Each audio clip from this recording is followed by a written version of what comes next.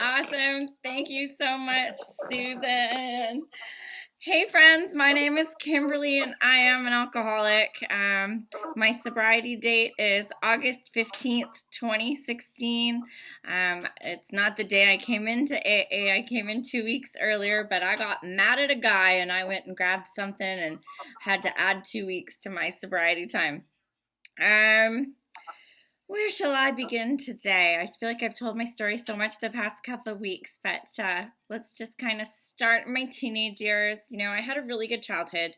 I had a couple minor little blips when I was growing up, but really I started to feel different in high school.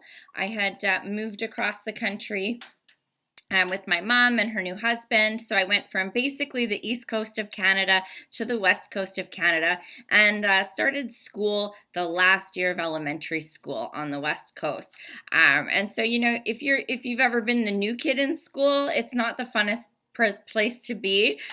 So when you're joining a school in grade 7 and everybody's had friendships since kindergarten, you're kind of the odd duck out. So I kind of felt like the odd duck for most of my high school years as well. I became the chameleon, right? Because I wanted to make friends. So I would change to adapt to my surroundings. I was an honor roll student, so I got to hang out with the nerdy kids, and I was athletic, so I got to hang out with the athletic kids. And if I had a boyfriend, I liked country music or I liked ZZ Top. I always was mixing into my surroundings. If you liked it, I liked it. I would have told you I was not popular, but people have told me that I was one of the most popular kids in my school, probably because I was a chameleon. I had multiple friends in multiple different groups. I was on student council. And so, everything looked really good from the outside. My parents were pleased, grades were good. I was achieving lots of things and getting accolades. So nobody thought there was a problem. But inside my head, I felt like I didn't fit in. I felt like I wasn't good enough. I didn't really have an identity. I didn't know who I was. And that was kind of the theme for my teenage years.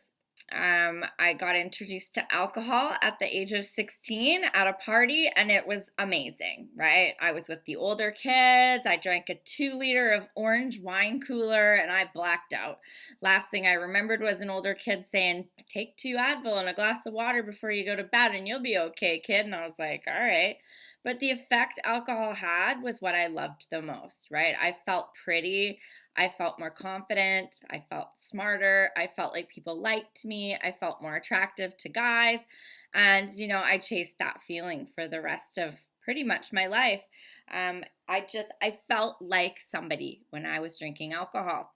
I graduated from high school with honors. I had a full scholarship to go to a nice American university. And for a Canadian girl, that's pretty good. But I decided that it would be better to, have a baby and go to the bar.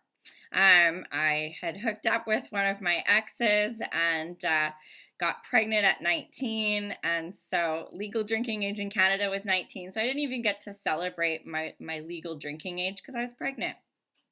He went to school in the States on a hockey scholarship, and we went our separate ways, and I decided I was going to be a mom, and I went to community college and, got into the bar scene. I worked hard all day, and at night my mom would take care of the baby, and off I would go to the bar because that's what I did. I had a full permission slip from my family.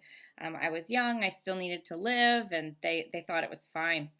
Meanwhile, life was taking a bit of a darker turn. I had a roommate, and she always had lots of money, and her studies were always done, and she seemed really glamorous. She had expensive purses and fancy things. And so I asked her, how do you have so much stuff, and so much time? She's going to the beach during the day, in between her classes.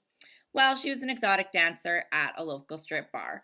And so, she was doing her classes in the day, in between living the great life, and then working in the bar at night. So she had lots of money, and in between her on stage dances, she was doing her homework. Life looked pretty good. So, of course, I thought that was a great solution. I didn't really need the money. I had a good family backing for my schooling, but I wanted to be part of. And so I went and did an amateur night. Didn't know they were rigged, but I won, which kind of is how they work it to get you sucked right in, stroke your ego a little bit, and I was sold. It was like that in Bill's story where it's like, I have arrived. Well, I tell you, I had arrived. I was part of the, high class nightlife in Vancouver. I was what they call an A circuit dancer. So I got to get into all the good places. I didn't know what a lineup was. I got to go all the fancy places. I got to meet the athletes. I got to meet famous actors and singers and bands. And, I got to go places where other people didn't go. So, for a girl in her 20s, that's amazing. I had lots of money. I had a nanny. My studies were going really well. So I had it made.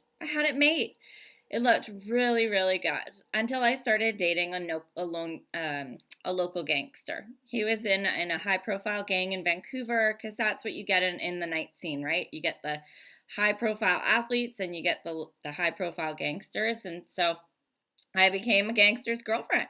And, life looked really pretty from the outside, but I was really lonely. When I was out at night, I was the center of attention, but during the day, I longed for those friendships I saw other people having. Everybody was going shopping with their girlfriends on Saturday afternoons, or they were going for spa days or going for lunches, and I didn't have that. Sundays I was hungover watching NASCAR or movies in bed because I couldn't get out of bed because I just felt like crap, right? Talladega, I was obsessed with NASCAR because that's what you do on a Sunday morning is you watch NASCAR because you can't move because you're too hungover. And then drugs got to be part of my story. I was at a party in an after hours club and someone said, your boyfriend's on his way and you're fucked. You better straighten your ass out, girl. And so there I was entered into the drug scene. And, there I could party longer. I could party harder. I could be that girl and still not get sloppy drunk. And so that became a big part of my story. And of course, every good thing comes to an end. And I broke up with that gentleman, and it was quite traumatic. I got kicked out of the Vancouver nightlife, and I wasn't sure what I was going to do. I had graduated school at this time, so I thought, I'll just settle into a normal life, get a job in an office, and away I go. Life will be good.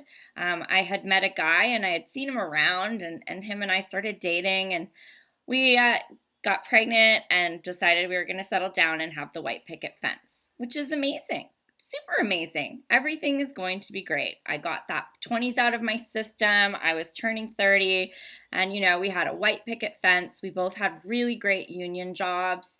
And we had a beautiful $1 million home. We had beautiful cars in the driveway, a boat in the garage. It looked really pretty. That white picket fence was the only thing actually missing.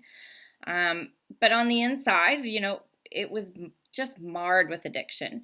We both had come from the bar scene, so we were what they called weekend warriors. Everybody would come over to our house on the weekends for barbecues or UFC nights, and, it looked like we had it made. 2 kids. The only thing missing was that white picket fence and the dog.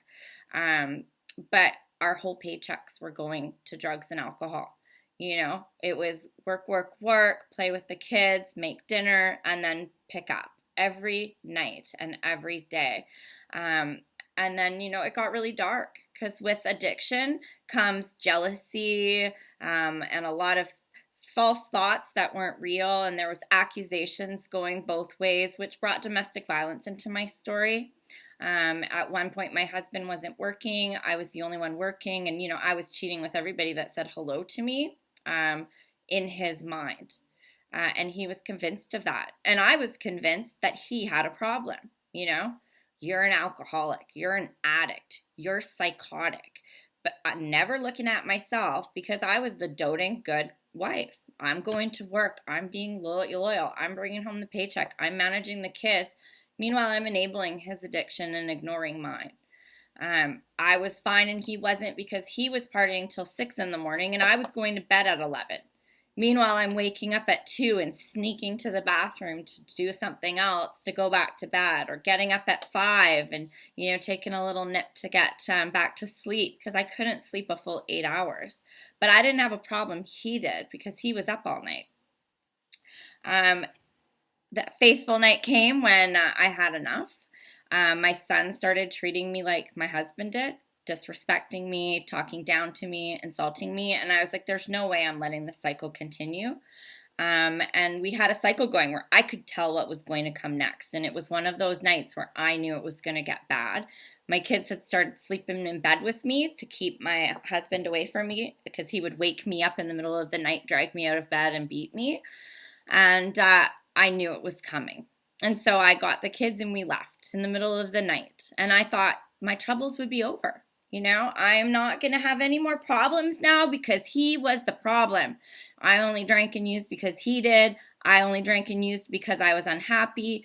I'm going to be fine now. And off I went. You know, I started a new life with nothing but the clothes on my back. And I thought, here we go, my fresh start, right? But what happened is I didn't have an identity. You see, my whole life I had been something to someone else. I had been so-and-so's daughter. I had been the honor roll student. I had been the star athlete.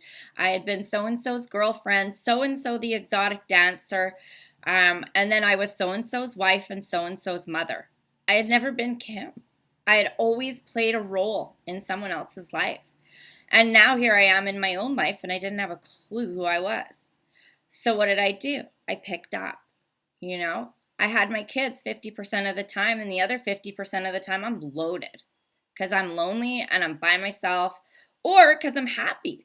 I'm doing so good. I'm by myself. This is great. Ah! There I am, right?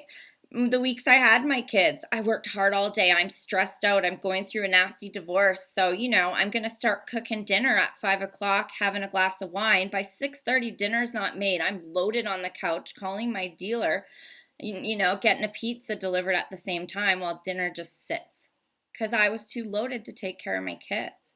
There was one night my son had the Visa on the Xbox and he ordered $360 worth of credits on his whatever game he was playing on the Xbox because I was like, yeah, whatever you want, because I just wanted him to leave me alone on the couch to drink my wine. I'm going to watch 2 hours of The Bachelorette. Meanwhile, 20 minutes in, I can't concentrate. My mind's 10 places. And I'm like, just out to lunch. Or, oh, I'm going to do this project. And it's all spread out on my dining room table with a glass of wine and a couple party favors. And then it's like 15 minutes in and I'm on the phone with some girl and there's crap everywhere and my kids are running around and there's pizza on the way. Like nothing got accomplished, but everything was on the go. You know, that wine holder in your stroller. Yeah, that was a mainstay for any moms there. That's what that's for, right? The coffee cup with your wine goes in that holder on your stroller. And I thought everybody else did too, right? You see, the white suburban middle class mom, that's what we do. We drink wine and we pop pills. That's what everybody's doing, you know? And that was the narrative I told myself. You know, the moms at school, they all talk about wine like I do, so I don't have a problem. My ex got ordered to treatment. My ex got ordered to jail because he didn't go to treatment. So he had a problem, not me. That was the narrative of my life. No one ever stood up and said, hey, Kim, you might want to check yourself. You might want to do this. You might want to do that. Nobody ever called me on my shit. I started dating a guy who was 3 years sober. Great plan. I'm not going to drink or use because that's my problem. I date guys that drink and use. So now I'm going to date a sober guy. So here I do. I get muscles and tattoos, but he's sober. So he's going to be reformed. This is a great solution to me until it's not. And he relapsed in a ball of flames. But like the good doting girlfriend, he needed a hit. So I drove 4 hours to where he was speaking at a conference to bring him things to keep him going. Because I'm a good girlfriend. I'm helping. Not helping at all. Not realizing there's a problem. The good thing about dating a guy who's been in recovery is that when he relapsed hard, his support group swarmed in and took care of him. They got him into detox and they got him into treatment center, which I'm now on the board of directors for. And they were able to get him help. And by getting him help, I was brought into the rooms of Alcoholics Anonymous. Because I'm a good girlfriend. without a problem, and I'm going to support my man. So, like the good codependent girl I am, I started going to Alcoholics Anonymous meetings, and I sat with him. And in the first meeting, I was the odd duck out, of course, and they said, "Hey, you, would you like to share?" And I was like, "Oh, no, no, no." This is not for me. I'm here for him. He relapsed. Like, look at him. He needs this, right? And they're like, "Yeah, okay." God's hilarious. And 15 minutes later, there was my story. And I'm like, oh, shit. It was like that moment in a movie where you're like, oh, that's my problem. And I was like putting together all the pieces of the puzzle from this woman's story. And I was like, damn it, I'm an alcoholic. I'm an addict. Like, this makes sense to me. And so I found my chair and I found my new identity. And 3 days later, I was at a meeting on a Wednesday night, and they said, "Hey, would you like to share?" And I was like, "Sure." And not knowing how to do it, I stood up, and everybody else was looking at me like, "Why is she standing up?" And I was like, "Hi, I'm Kim, and I'm an alcoholic, and it's so good to be here. And like today's day 3, like total Valley girl." And they were just like, "Okay." And I just started talking about God knows what. And they're like, "Thanks, keep coming back." And so I did. I made that group my home group. I called them my sober grandpas. It was a little tiny home group called The Best Discussion. And it was a topic and discussion meeting where they would read the daily reflections and discuss what was talked on the page. I didn't realize that for about 14 months. So I would sit there while they all discussed it, like thinking about all these things. What'll I say if they call on me? And so I basically just held a chair for a year in Alcoholics Anonymous. I didn't have a big book. I didn't have a sponsor. I didn't do a set of steps. I just came back every Wednesday, sat in a chair, got up when I was done, and left. I didn't talk to people. I didn't ask questions. I was a dry drunk in the rooms of Alcoholics Anonymous. Just after my 1 year sober, my life fell apart in a very dramatic way where my sober partner relapsed once again, and life got really ugly again. But that was where the fork in the road happened for me, and God intervened. It was when I started to believe, I just got goosebumps, in that power greater than myself, where I got in my car and I was driving to the bar, and I was going to go and I was going to drink. I was like, screw this shit. I did this for him. He's a fucking asshole. He cheated on me. He's sleeping with all these girls. He's talking bad behind my back. I'm fucking out. On my way to the bar, my phone rang. It was my old neighbor who I had bumped into at that home group. And he said to me, "Hey, I haven't seen you in a while. What's going on?"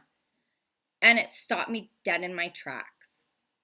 And I started to cry, and I was like, this is what's going on, and I'm done. Like, I was here for him. Like, this isn't for me. I don't know what the hell.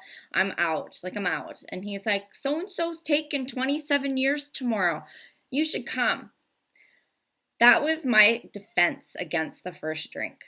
God interfered on my drive to that bar that day, and it got me back in the chair, and it humbled me enough to ask, what the fuck is going on here? And I sat next to a girl I had never met before, and I just started bawling. And she's like, "Hey, I'm Brooke. How are you?" And I was like, I don't know. I need the tools that you guys keep talking about, like the spiritual toolkit, whatever it is, I need it. Like, my life's falling apart. I don't know what the hell's going on. And she's like, "For sure. My sponsor, she's having a step group on Thursday nights. You should come." I don't like women. I don't like happy women. I was like not interested at all, but I didn't like what was going on in my life, and I knew I had to do something, so I agreed. I went to every meeting that week until I got to that day, and it was 7:00. I was supposed to be there, and I was like, in your head, you're like, I'm not going to sit with these women. There's no way. Like, oh, and I was like, no, I don't have a babysitter. Like, no, I can't. Like, all these excuses were in my head why I was not going to go to that step group that night. But that little voice in the back of my head was like, just go, just go. And so I went, and I got taken through the book in a social, suburban, cushy way with a bunch of ladies who had put down the Tupperware party and picked up a big book party. And, you know, we all sat in a circle, kumbaya, and we read a page at a time, and we all discussed our feelings. And I started checking off the boxes. Check, I'm doing my steps. Check, I got a big book. Oh, I need a sponsor. Check, I got one of those. I didn't have a clue who this woman is. I didn't even talk to her. I was like, I need a sponsor. Will you be my sponsor? Okay, cool, great. Let's do these things. And I started checking all these boxes of what people told me to do. And I'm like, yes, I'm doing the do. I'm doing the do. And life started to look really rosy. And I'm like, this is great. I love it. Okay, I'm doing my steps. Powerless over alcohol. My life's unmanageable. Oh, yeah, my life's really unmanageable. Check, I got step 1. Yeah. Step 2, I can believe in a power greater than yourself. I am not believing in God, but okay, I've seen Oprah and The Secret. I can do this like power of the universe thing. All right, yep, step 2, go on, let's go. Turn it over to God. Yeah, all right, let's turn it over. Sure, let's let him drive the bus. All right, God's driving the bus. Yep, check, right? Here I go, I'm doing my steps. Resentment list. Oh yeah, I've got resentments. For sure, let's do it. I'm going to write down all these people that have fucked me over. Yep, here I go. Oh, yeah, there I went. Like, I probably, if it was a pencil, would have broken the pencil off. You know, when you're writing so hard, I'm like, you did me wrong, and you did me wrong, and you did me wrong. I had some really solid first 2 columns on my step 4. The rest, I don't have a clue. Step 5, yeah, tell her all this stuff. Yeah, I told her all of those people that did me wrong. All of them. Oh, tell her about the dancing? No, this lady wouldn't understand about that. Tell her about the time I stole from somebody? No, I'm not going to tell her that. So yeah, we're just going to tell her about all these people that did me wrong and why I'm mad at them. Yep, okay, step 5, done. Awesome. Step 6, 7, 8, 9, 10, 11, 12, what? Oh, yeah, check, I'm done my steps. Let's go help people. Awesome, let's go. Literally, step 6 to 12 was a big smushy sandwich. Like, you know, you throw the bologna sandwich in your lunchbox, it's at the bottom and it's mission with the banana. No clue. But I did my steps. Done, let's go. I'm gonna help people. I'm like 18 months sober, this is awesome. Ooh, a guy. Hey. Oh, you've got 18 years? Oh my gosh, look at me. I am a freaking AA rock star. I got 18 months. I've done my steps. I'm going to lots of meetings. I look real shiny on the outside. And now I got a boyfriend that's 18 years sober. Yeah, hi, my name's Kim and I'm an alcoholic. Yeah, I was that special. And then I started seeing things in this guy and I was like, ugh. Every time I talk to you, you're like screaming at somebody. When you're driving, you're cussing people off, cutting them off, and flipping them off. And you're smoking pot? Why are you smoking pot? It's medicinal, babe. I used to do heroin. I can't take painkillers, so I smoke medicinal weed. I'm like, oh, okay, yeah, you've got 18 years. You know better than I do. Sure, here I go. Like looking really shiny, really pretty, right? Like little Miss AA running around thinking I'm the shit until I talk about it with another girl. And I'm like, hey, yeah, so he's smoking weed and it looks really social. And she's like, pray about it. That was their answer for everything. Pray about it. I'm like, okay, yeah, I'm praying. I like prayed. I don't know what I was doing. Like literally yelling at God. I don't know what the no messages were being relayed back and forth. Like I'm just like sending text messages to the wrong number here to God, like prayers, very, very unsure on how to pray. Until a girl said to me, why don't you ask for a clear and concise sign? I'm like, yeah, okay. This is on a Tuesday.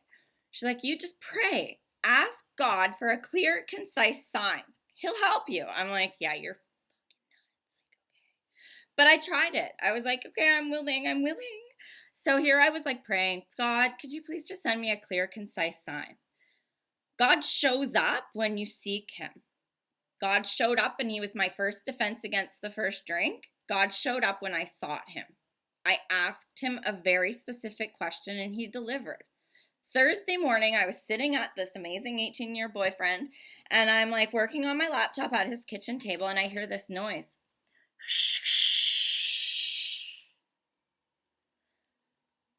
that. You know when you're sitting on a chair and you kind of lean back and you look? And I looked over.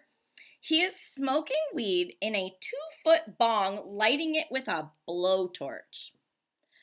That's not medicinal. That's a very clear and concise sign that he is socially smoking pot with the tattooed girl from downstairs. I slammed my laptop shut. I walked out the door and I was like, oh my gosh, this prayer thing works. So I started to actually pray. I started actually asking people, what other prayers is there? What other works? Oh, pause. When in doubt, ask for strength and direction. Okay, I could do that too. So here I started to shift how I was praying, and God started answering me in all of these really weird ways.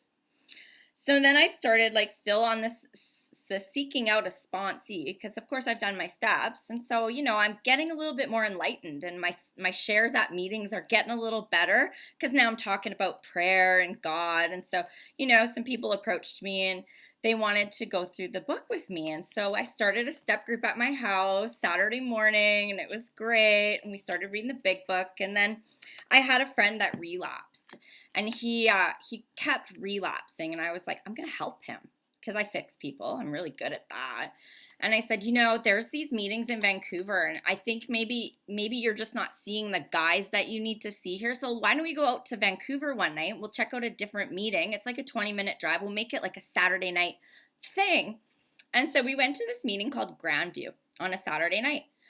And I walked in and I had this feeling like I'd been there before. And then I sat and I listened to some of the people, and I was like, I recognize that girl. I recognize that girl. I recognize that guy. And I realized it was one of the meetings I had gone to in the first 3 days that I was in the program 2.5 years ago. And it was the meeting where I had heard people from the downtown east side, which if you don't know, in Vancouver is our roughest neighborhood in Canada.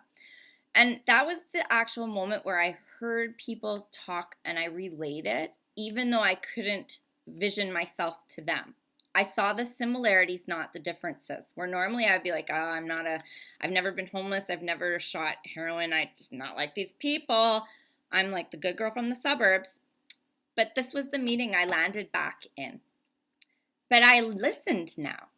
And I heard them talking about the program of Alcoholics Anonymous in a new way. They were talking about the steps in a more explosive way. They were excited about it. And they were talking about the solution of Alcoholics Anonymous. And I started to sit up in my chair. Because in the suburbs, everybody talks about friendship recovery and their wonderful sponsor and their step group and all the great support they get. But I hadn't heard anybody talk about the steps in God like I did in that room. And so I kept coming back. No one would come with me into Vancouver, but there I went every Saturday night. And then people started to see me talking different at meetings and asking me what was I doing. And I was like, well, I'm going to this really awesome meeting in Vancouver on Saturday nights. You guys should come. So now some of the girls from my step group were coming too. And we kept going. And of course, I like a challenge. And they had said, no one ever gets to share at this group unless you break the inner circle. And I was like, oh, I'm going to share here. I'm going to break that circle. Watch me go. And I was like, it was my goal in life to share at that meeting. And sure enough, I did. I had made a friend, and she was taking a 1-year cake, and she asked me to share. And I had thought I had overcome the mountain. I'm getting to share at Grandview. And I got up, and it was October 7th of 2018. And I shared. My daughter, Summer, who's 10, she comes to meetings with me all the time. And I started to share about the hope we had for her dad. You see, my ex-husband now was doing street heroin. And had lost about 45 pounds and was really, really rough. I had full custody of my kids, and he didn't even call and ask about them anymore. And I got up in front of that room, and I said that room gave me hope for him, because there was guys there that were just as hopeless as my ex-husband were, who were finding the solution and getting well and regaining their lives. And I was hearing stories about them getting their kids back. And I spoke about how impactful that was for me and my daughter. The very next day was Canadian Thanksgiving. I dropped my kids off to their dad's side for dinner, and he showed up probably right at the end when they were eating dessert. So he got to spend some time with them that day.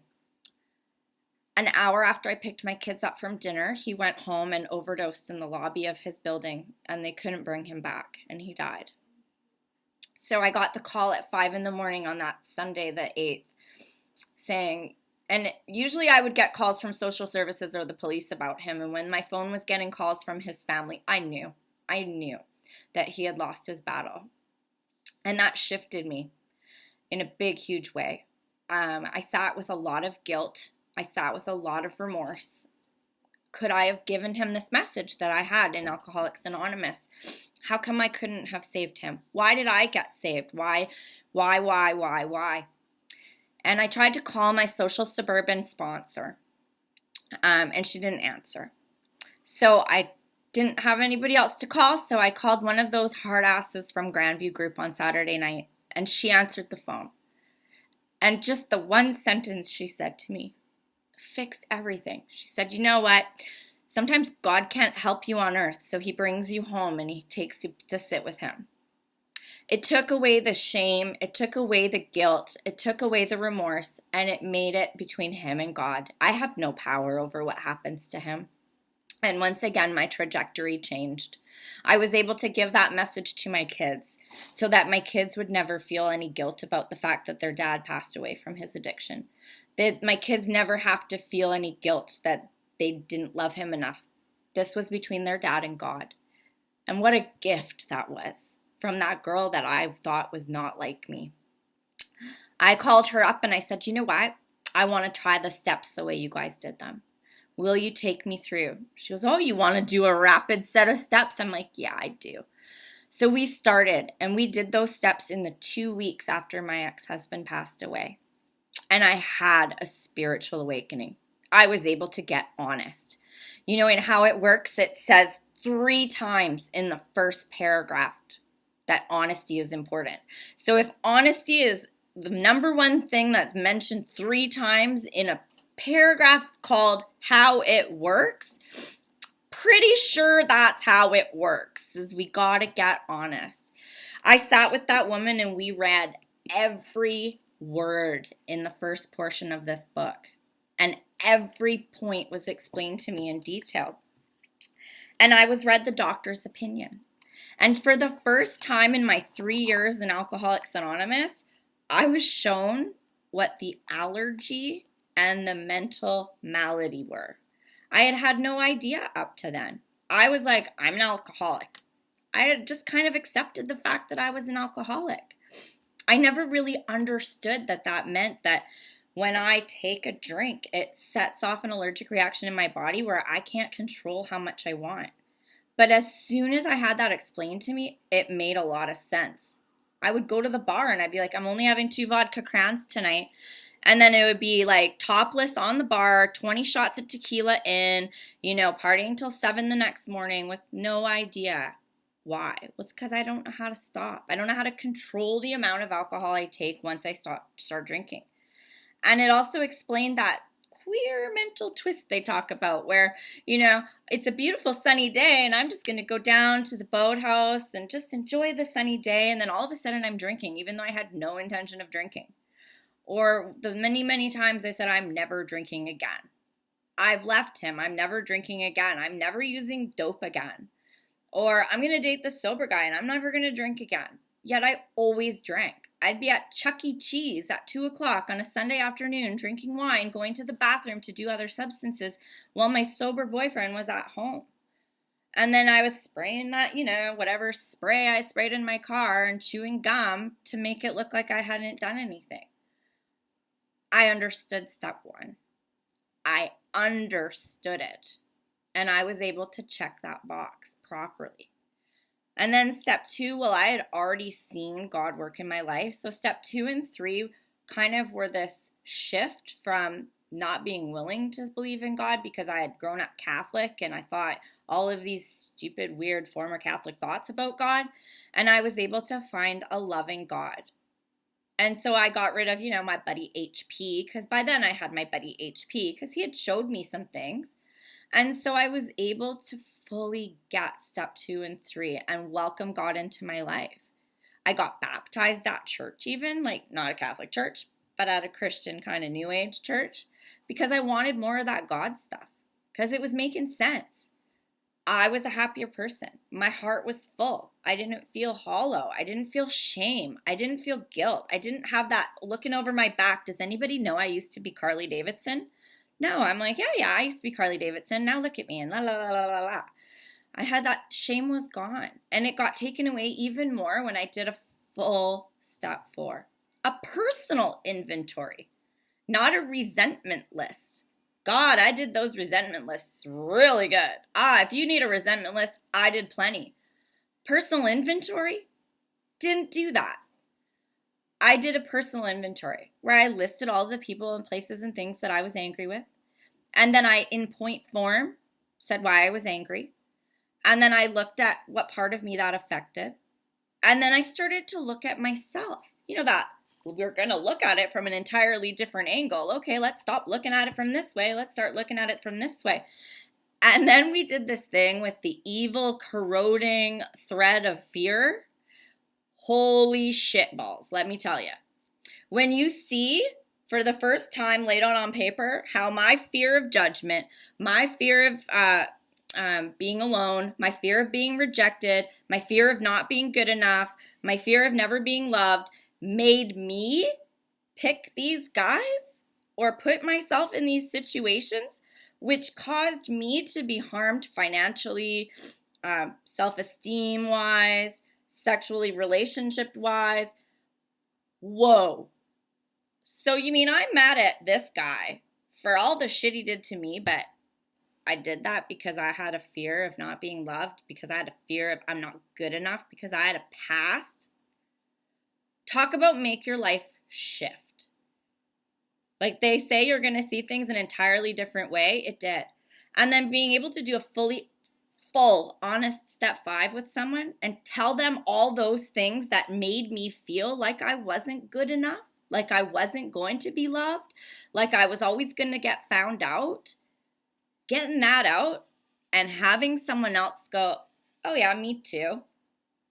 Me too. I did that too. Took away all of the shame. And any of the fears that didn't go away, I got to get rid of in my 6 and 7. I love when people are like, oh, I'm working on my 6 and 7. I'm like, yeah, you're praying? Because that's what 6 and 7 is. It's prayer. 6, I pray for the willingness to have them removed. And 7, I pray for God to remove them. So if you're working on your 6 and 7, I really hope you're praying. Because if you're doing anything else, you're working on yourself. And working on myself got me in the 12-step program, not working the 12 steps, which is pretty ludicrous if you think about it. Yeah, I'm a member of a 12-step program, but I don't do the 12 steps. Or I do them in a weird fucking way that's not written in this book. God knows there's a million ways out there to do them, right? But when you do them properly out of this book, your whole world freaking changes. So then step 8 and 9. Everybody had always said, if you want to be free, go do your amends. Do them now, do them fast, get them done. Oh, well, they explained it to me that step 8, I got to pray for the willingness to do them. And if I'm going and doing them on a hunt, I'm really in my will. I'm not doing them because I'm willing. I'm doing them because I want to be free. So there I am yet again being selfish and self-centered. I want to be free, so I need to apologize to you now. No. God needs to remove some of my stuff in 6 and 7 in those prayers. I prayed my 7 for 8 months. Step 3 prayer, step 7 prayer for 8 months. In order to get willing to do my step 8 and 9. Today, sitting here now before you, I am absolutely 110% willing to make any and all amends, and God brings them to me when it's time. Not just for me, but for the other person. You see, I don't want to harm anybody, so maybe God knows what's going on in their life, and I don't know. So if I'm calling them up because I want to be free, they might not be ready to hear what I have to say, and it may do them harm. So I trust my higher power, God.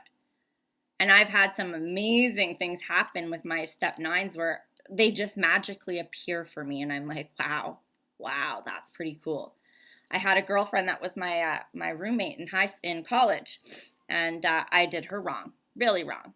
And I would never have made an amends to her. But I ran into her sister. You see, I have a clothing line now, a sober clothing line, as a result of my love for this program. And I was at a market selling my wares, and this girl bought a sweater off of me. And I said she looked really familiar. I couldn't place it. A couple days later, she tagged me in a post on Facebook, and my old roommate commented, "How weird you bumped into my sister." God brought her back in my life at a point where now she is understanding of recovery because her sister's in the program. So we are both in a place of mutual respect when I was able to call her and be like, you know what, all those years ago, I really fucked up and I really regret it. And I'm on a different path. And she's like, yeah, I get it. Meanwhile, had she not had that experience with her sister, she would not have had that loving and tolerant view of me when I made that amends. She would have still smarted by my error and thrown it in my face, and I probably would have reacted. And then I would have been one of those people that owns an amends for an amends, which, you know, you don't ever want to be that person. No making amends for an amends. Not for me. I'd rather do it on God's time. So then I started to work 10, 11, and 12 every day. You see, 1 through 3 is that, well, building a relationship with God. 1 through 3, I build a relationship with God. And then through doing that, I get to know myself. Steps 4 through 9, I get to refix all of my old relationships that I screwed up. And then step 10, 11, and 12, I get to keep nurturing that relationship with God, and I get to start making new relationships in a loving, caring, healthy way. And in doing that, I started to work with a lot of other people. I started to do service at a very, very basic level, I thought. Hey, Kim, will you be the GSR for our group? We can't get a GSR. I'm like, sure, I'll be the GSR. Which brought me to a city that's about 4 hours out of town here, a little tiny town where I had actually a friend. And so I started getting involved in service as a GSR, and I started, stepping up and being the secretary at my home group. And in doing that, I got appointed to be the remote communities chair for our district. And I listened as they talked about remote communities and how we needed to connect people that couldn't get to meetings. In BC, we have lots of rural communities, and one of them was that place where we had that quarterly conference. And I had attended a quarterly conference meeting with my friend that lived in that town, and I heard all of the people in town say, oh my God, it's so good to hear stories from people that aren't the same 5 people every week. And that planted a little seed in my head. And so when I was assigned to this remote communities committee, I had that seed, and I also had the seed of being a single mom that sometimes couldn't get to a meeting. My kids play baseball, and so 6 days a week my kids are at ball. And I thought, well, here's an opportunity. And I use a little program called Zoom with my business to connect people across Canada. And I said, I can make a meeting. So off I went, and I started a little Monday night meeting to support the remote communities in our area. And we had 4 members. Myself, this little old guy at an oil camp who had 22 years and was struggling, and one of my girlfriends that I said, you have to come on so I'm not alone. And then there was another mom with a baby that would come on. And the 4 of us met every Monday since last October. And I used to go to meetings every day in town. I'd be like, hey, my name's Kimberlea. Can I get help with the Remote Communities Committee? And everybody would laugh at me. And yet I kept going. And then the world shut down. And people started calling me asking about my meeting. And that was Monday, March 12th. And I get super emotional because it's this little seed that God planted in me. And he knew I had all these talents that I'd collected all my life, and that I'd be able to commit and support people through this meeting. And I'm a little bit determined. And so we started this little online meeting that grew, and it grew to March 13th. We had over 500 people on our meeting, and we started meeting twice a day. And for the past 7 weeks, I have run a Zoom meeting twice a day.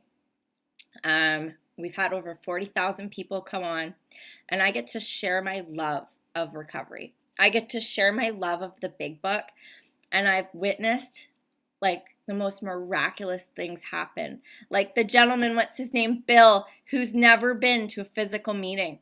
And he gets to have, like, I'm sorry, sir, you got the best freaking AA in the world on Zoom.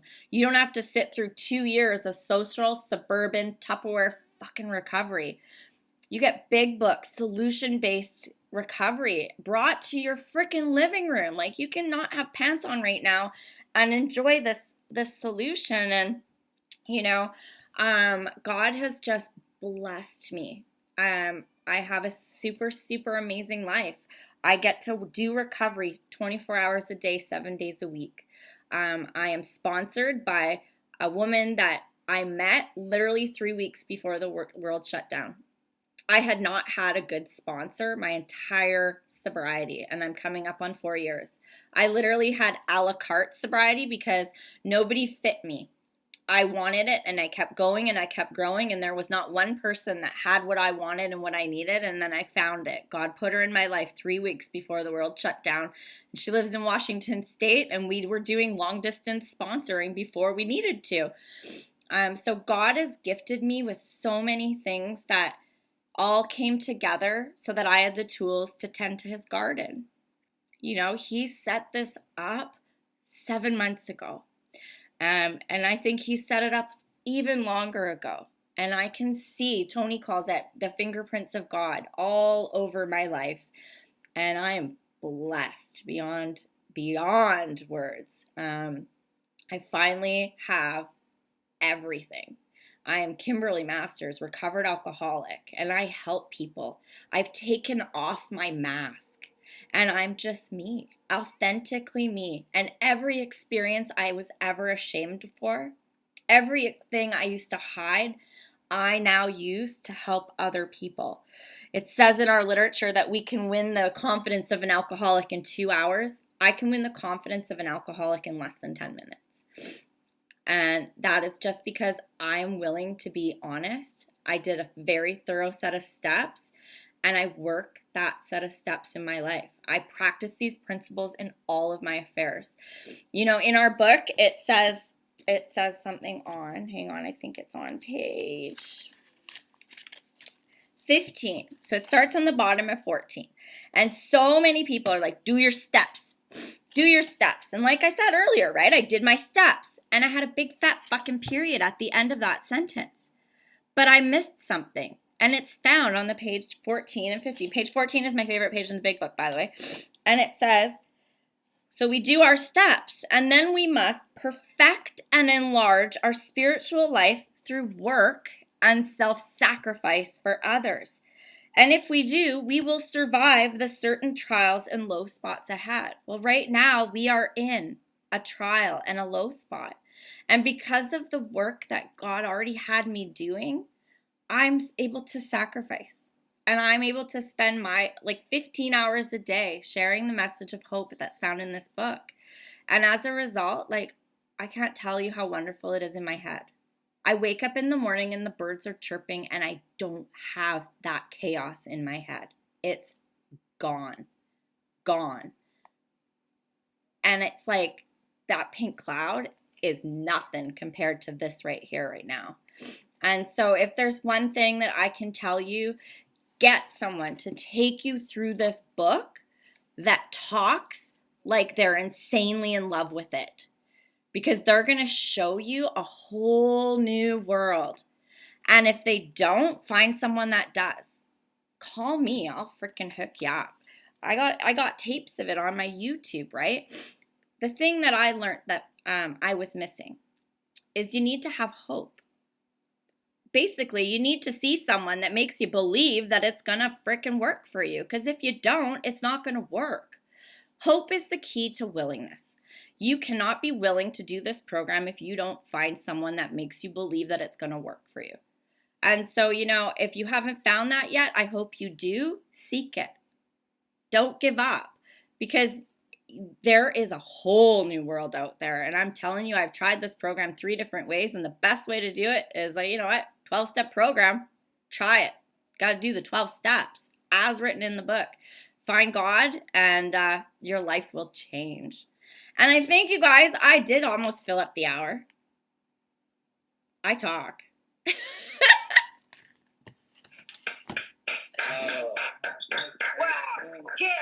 Jesus. Fucking right. Listen, oh my God, I'm on fire right now. Yeah, I'm Girl, feeling the fire. only